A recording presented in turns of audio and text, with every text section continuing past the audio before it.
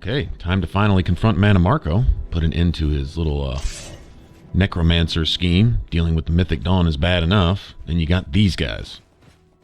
I'll put a stop to it.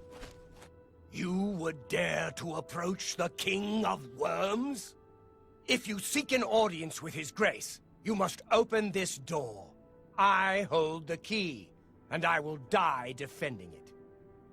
That's a pretty good prediction. That's probably how this is going to go down. I don't know if you call that defending it, but whatever. I'll take that. Thank you very much. Let's go in here and find this asshole. Gain access to Mannimarco's lair.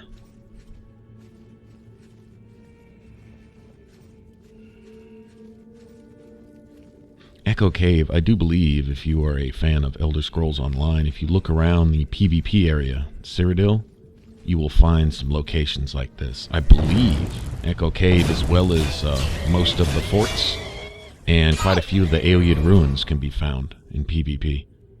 Can't necessarily explore every area, but it was kind of neat seeing familiar places, running around, you know, doing stuff. I thought that was pretty cool.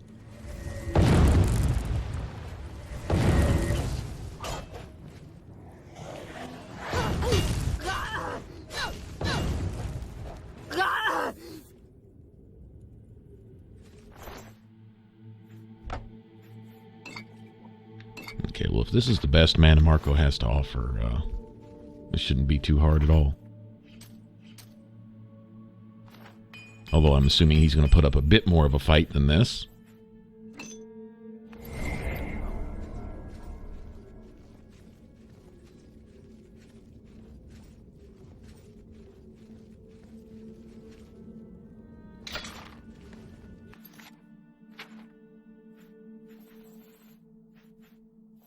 Use some of my poisons just because I have them.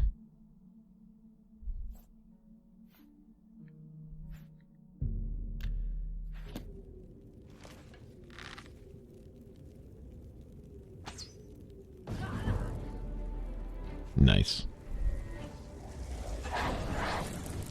Oh, I didn't see you hiding over there. Very slick.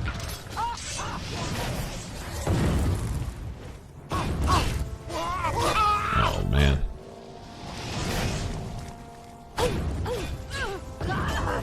Nice.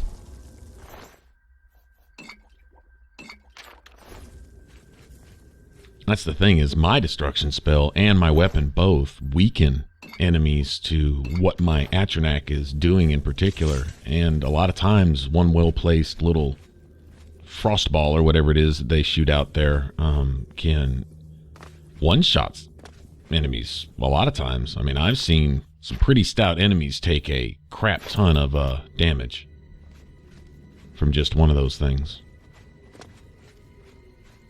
These necromancers are kind of squishy. Except every once in a while we'll run into one that seems to just be tanky as hell. I would say it's, you know, some kind of maybe certain magic resistance or something, but, you know, I make enemies weak to all that. Still, it may play into it somehow. But regardless, let my Frost Atronach hit him at just the right time, and it's all over. I don't know how much exponential extra damage they're doing, but it's enough to take out some pretty tough enemies. They definitely do their share of the work. Downside is they like to get stuck in hallways and doors. Lydia summons. And I cannot pick this log. This is giving me the blues. All that for that, huh? Okay, well, whatever.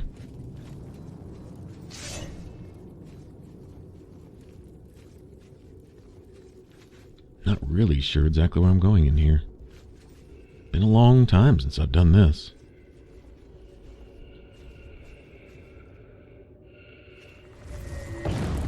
Now see, this epic quest line, this is optional, I guess you could say. You don't have to do the Mages Guild stuff to do the main story.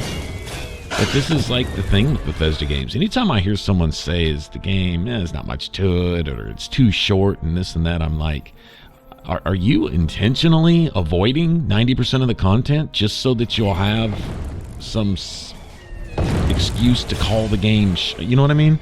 Like, I don't know. we're much farther video-wise into this than we have been on some other games, some other playthroughs on games that I considered, you know, pretty lengthy in content. You know, we're already pushing the 100 video mark here, and we have passed over most of the exploring in the game.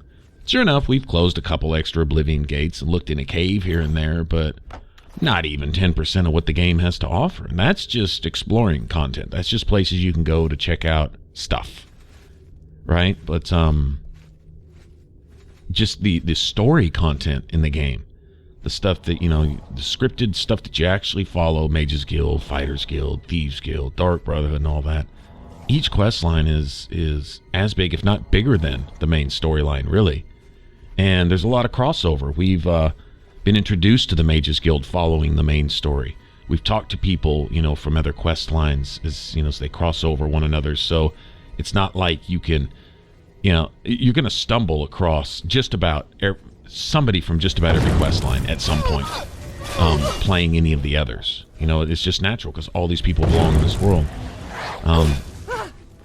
Nothing else, but those games really are like this. Even Skyrim, with its watered-down self, still had a bit of this going on. There was stuff to do. Sure, the main story could theoretically be short, but how much content do you have to, like intentionally turn a blind eye to, you know, or avoid? Just, I don't know. I don't get it.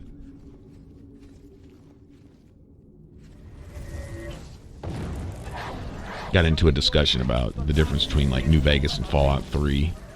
One of the guys in stream, he really liked New Vegas, wasn't a big fan of Fallout 3, and I was kind of really sort of the opposite. I made clear my opinions on that and my reasons why, you know, just my own personal game experience and stuff. And you know, no one was right or wrong in that. I wasn't right, and he was, well, to him he was right, and that's fine. You know, that's cool. But we're talking about things, and one argument was that, you know, well, Fallout 3 was a bit short and it seemed a little simplified and stuff, and I'm like, yeah, you kind of have to ignore some things on purpose to keep a skewed, biased view of, you know, the storyline in that. I don't know. I mean, my personal opinion, it all came down to opinion, and he was the first to say it too, so I totally respect that. But was that, you know, it's all just, you know, it's really comes down to what you like and don't like. And that's cool. There's games that I don't like that people have loved, and vice versa. Some that I'm just gaga about. Divinity 2 is a perfect example. A game I am, man, it's one of my favorite games of all time. And I've tried streaming it, trying to, you know, get a little love for the game, because it definitely flew under the radar. It wasn't a AAA developed game type thing, but it was an RPG in every sense of the word. It's just a wonderful game. My opinion, you know, and obviously a lot of people don't share that.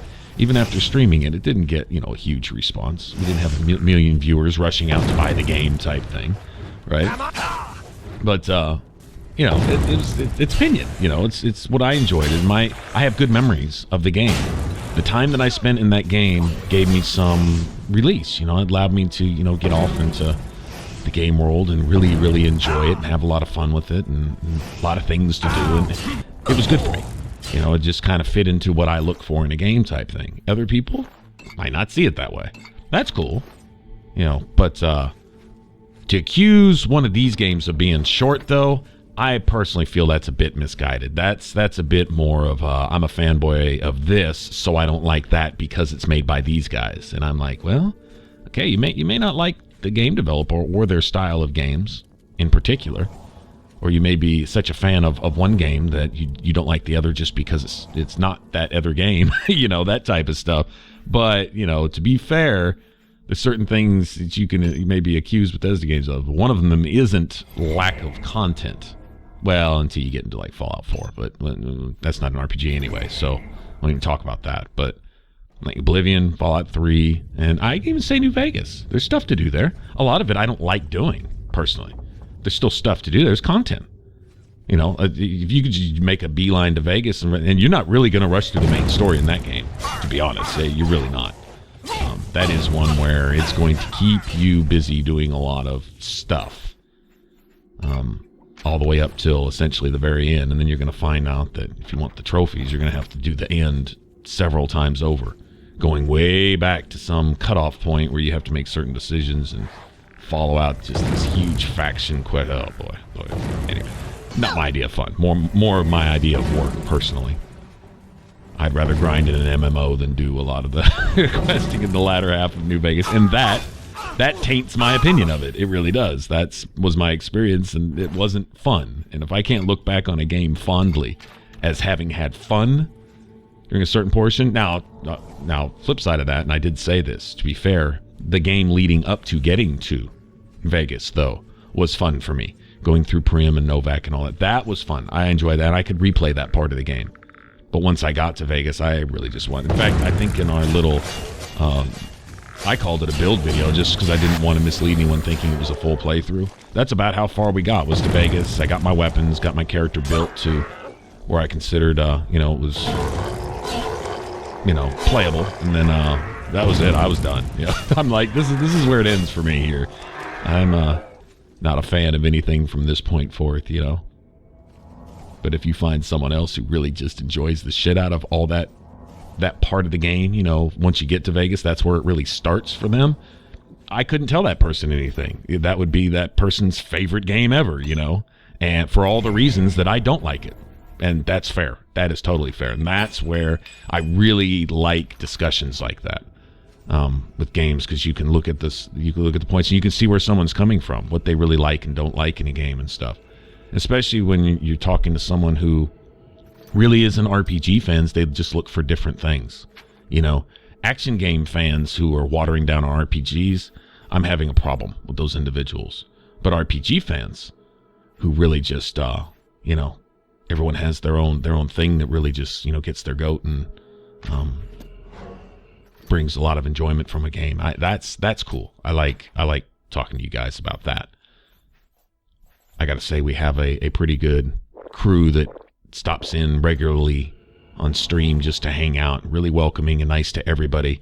People who stop in, try to make a point not to make people feel unwelcome and stuff, but we get opinionated. We talk about stuff, and we don't tend to hold back either, Even goes so far as to, what, actually, what you just said kind of makes you sound like an idiot. That type of stuff.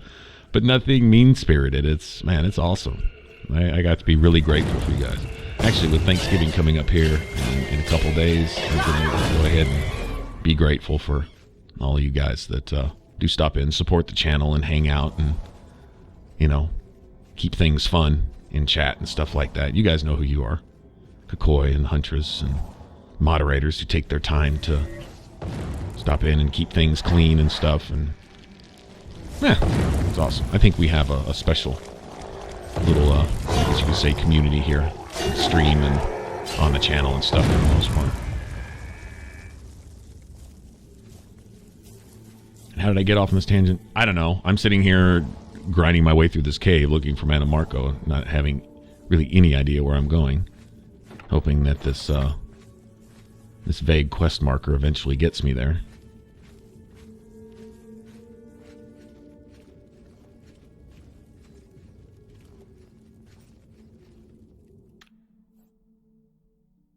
And this guy's certainly done a lot of harm to the guild, drawing a lot of people away from the guild. Of course, those people also, you can't blame Mannimarco for all that. These people made their decisions. Join in with these guys. As far as, Necromancer, Mythic Dawn is something of a cult. It's the whole, we're going to conquer the world to make the world a place that's better, aside from the fact that the people living in it might take some exception to having to die for our cause, type of thing. Religious fanatical bullshit. All right, that's one thing. But these necromancers, I think they consider themselves essentially a different sect. Mannimarco being the representative of that whole ideal. Now that it's involved the death of a lot of innocent people to, bring about the ends to their means or whatever. Okay, well, obviously frown upon that. And being with the guild, of course, we're going to defend the guild and so on and so forth. But, okay, are they the bad guys? Well, yeah, Mannimarco very much, maybe. But partly just in the eyes of the guild as opposed to guild regulations and restrictions and stuff. What makes Mannimarco and the Necromancers actually bad overall? because Archmage Traven decided to ban necromancy, and that, of course, caused a schism within the guild, showing you that there were a lot more necromancers than what he had thought. But it also shows he didn't have his finger on the pulse of his people to understand where they were at. And maybe there was another way to go around that, but his naivety and his almost intentional just ignorance and stupidity in his position of authority leaves a lot to be desired too. So, you know, does that make him evil with bad intentions like Mannimarco? Maybe not so, but does that mean that he did any less harm? No, not really. Actually, Traven is as responsible for this in his way of carrying about and not carrying out his duties, right? So, you know, point fingers where blame is due. Traven can take some responsibility for a lot of this. Doesn't justify the kidnapping and the murdering and, you know, forced killing and re-raising of the dead of, you know, mage members and stuff like that. Okay, fine. They got to answer for that. I get it. But also, within the guild, it's a war.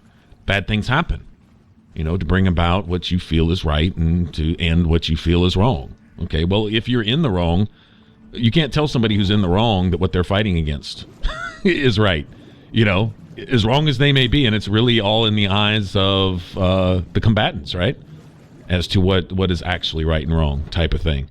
Usually the results are decided by the winner. That's usually how that, you know, you can be as wrong as you want, but if you kick somebody's ass, well, nobody can tell you any different. You win. You may be wrong, but you won.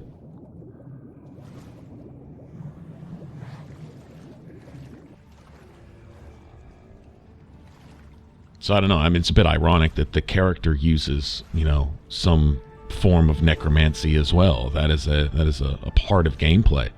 So, you know, to sympathize a little bit with the necromancer's point of view, or their, you know, I mean, there almost has to be a little bit of that. Just like, you know, I try to be law-abiding, but here I am playing along with the Dark Brotherhood because it's, well, in some sort of evil, sadistic way, fun, right? And I have to only imagine that some of these people that were, you know, assassinating, knocking off for the Dark Brotherhood actually have it coming. They're, you know, they're doing their own brand of dirt, you know, and so somebody hires you to take care of them. And the assassin is essentially just an extension of an arm. It's just a tool. Professional assassins actually treat themselves that way. They don't really have a stake in the matter whatsoever. They just, you know, the moral ones, if you want to call it that, just try not to, take out women and children, you know, that type of thing. But when it comes down to it, if that's what you're paid to do and you don't, well, you probably put yourself, and then do you give your life for your morals as an assassin whose occupation is to take life? You know, this type of thing. Like, who's right and who's wrong? Moral ambiguities and all this type of stuff. So anyway, all that to say, not really, you know, just completely cut and dry with these necromancers. They may have something of a point. Their means of going about it may be just as wrong as Archmage Traven's means of going about fulfilling his office, usually resulting in a whole lot of inactivity and stuff. But still, I don't know that they're just 101% wrong.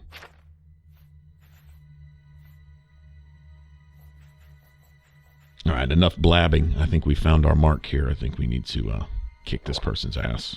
Do our duty. Traven gave his life for the cause, and I guess this guy's about to also. Oh, look at that. Those bony fingers. I see Bolor was unsuccessful in delaying you. Very well.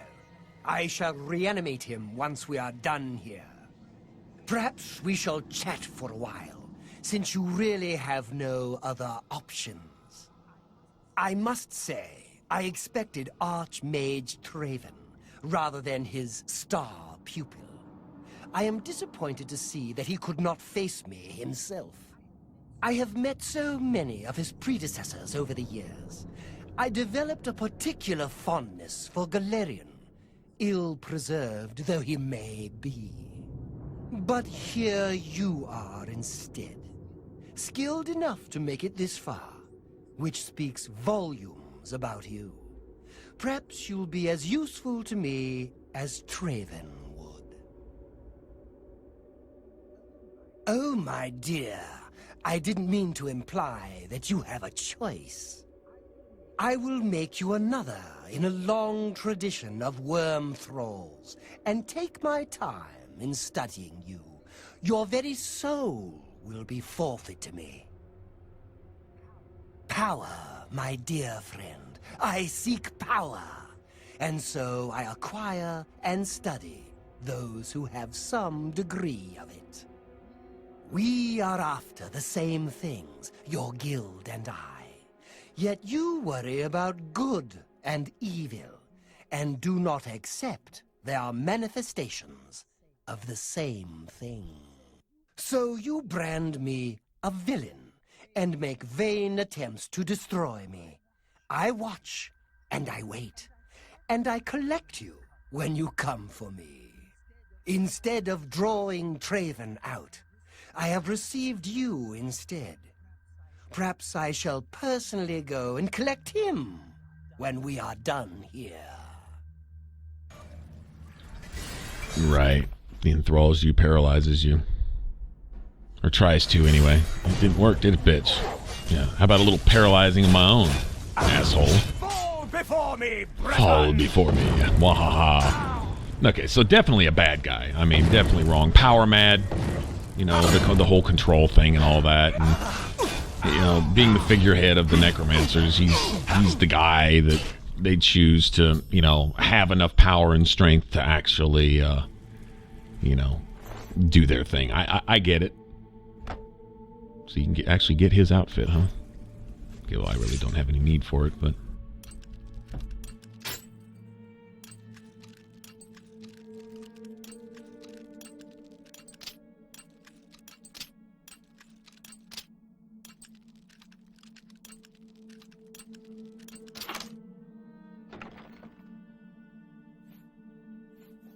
Nice. That's all worth something. I'll take it. I don't really have any need of money anymore, but hey. So we didn't change anything for this guy. Definitely a doable fight.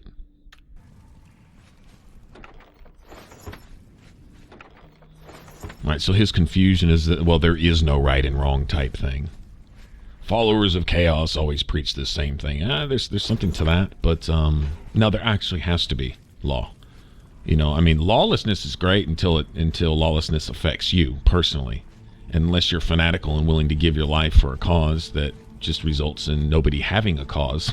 Or the cause is to deprive everyone else of their cause, and then you just get a bunch of confusion and lawlessness and chaos and blah, blah, blah. And I've heard this preached and stuff, and I'm like, you're missing one crucial point, is that when it affects you, then you're the first to cry uncle, right? You know, because nobody wants to see the lawless come in and, you know, well, if there's nothing wrong or right about anything I do, then I can do what I want, and it's complete free will and this and that and blah, blah, blah. And it always results in assholes being assholes at the expense of others, because there actually really is a right and wrong. You have good people and you have bad people. You have good things and bad things.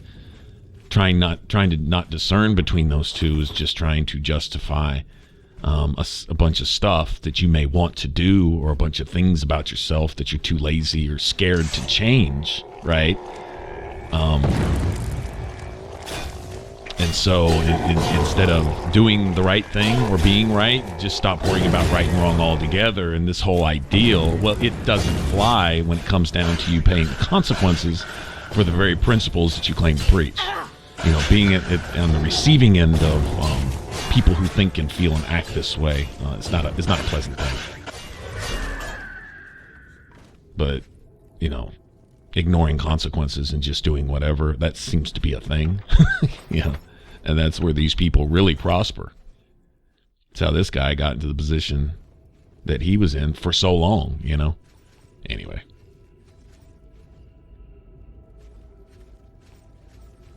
Okay, so unless we're in a completely different... It looks like we're above that little canyon area that we came through earlier, but I'm seeing enemies that I thought we already took care of. Oh, nice. Get a skill point out of that. I don't know for what, but hey, I'll take it.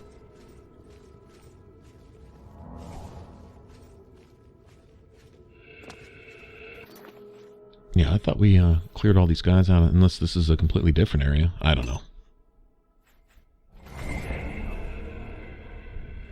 Might as well clean the cave out completely before we leave. Probably won't ever be coming back here, I imagine.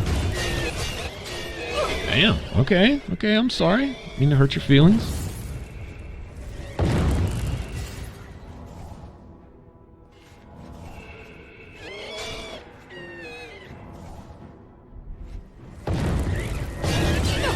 He's aggravated.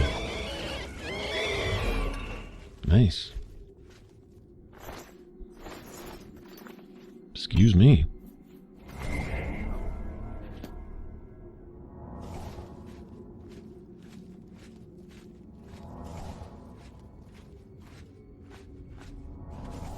Probably gonna have to repair my whole loadout after that wraith there. Yeah, how did we miss those enemies? We've obviously been through here. Oh well, whatever. Alright, so we put an end to Mannimarco, King of Worms. Archmage is gone, so now we're going to be Archmage, which is of course how all these storylines end. You wind up running the place. And seeing as you've done all the work, you kind of earn that. You know, I mean, to be honest. Haven't we really earned that? Okay, shit, where am I? This is a big cave. It's a pretty big cave. Looks like I need to go right then left. Let's see if we can get out of here.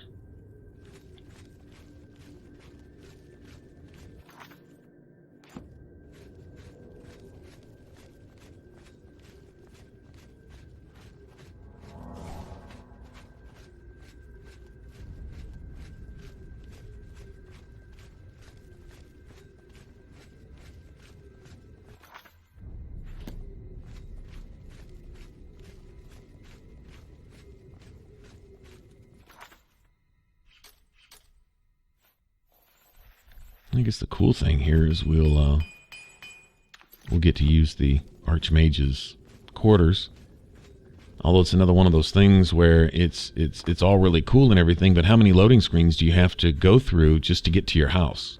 In other words, let's see, you got to go to the Arcane University, then go into the Mage's Tower, then go to the second floor, then go to the third floor just to get into your crib.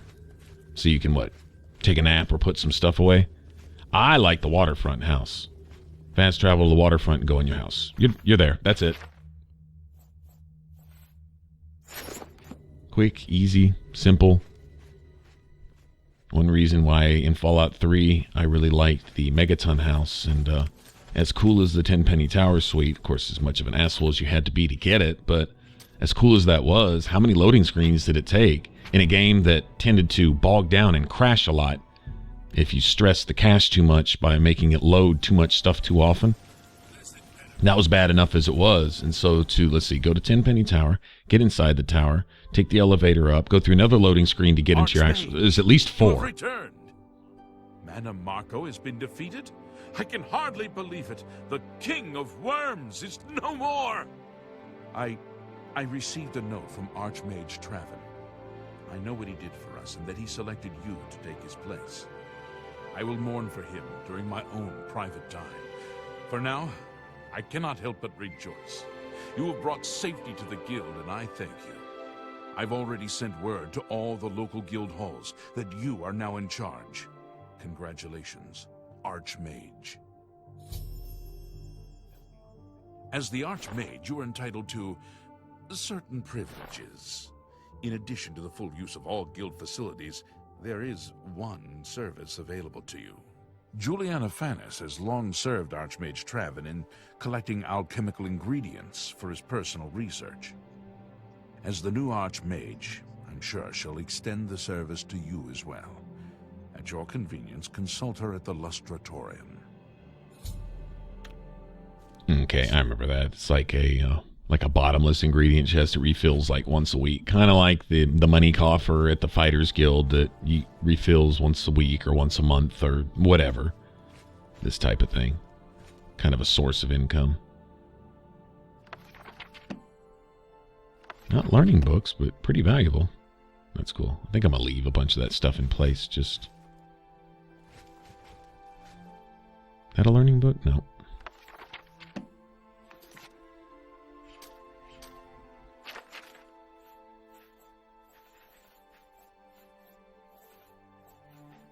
Where's that one book we found?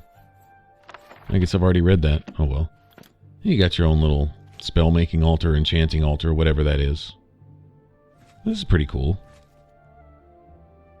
Like I say, it's a bit of work to get up here, though.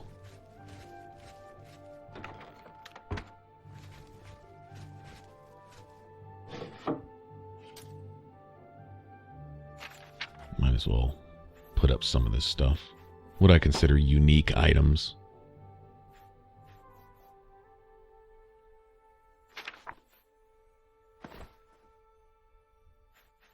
And I'm going to need to go hit the merchant. I'm going to go put some of this stuff up. You know, I noticed the clothing with resist normal weapons on it.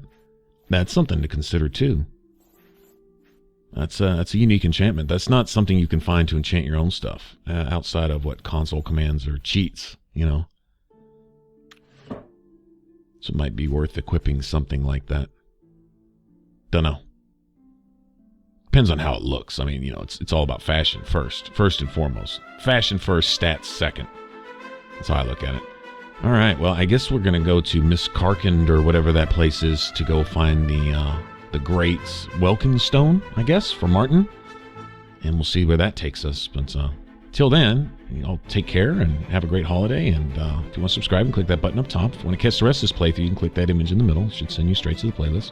Appreciate you hanging out, and I'll see you in the next one. Y'all take care. Bye-bye.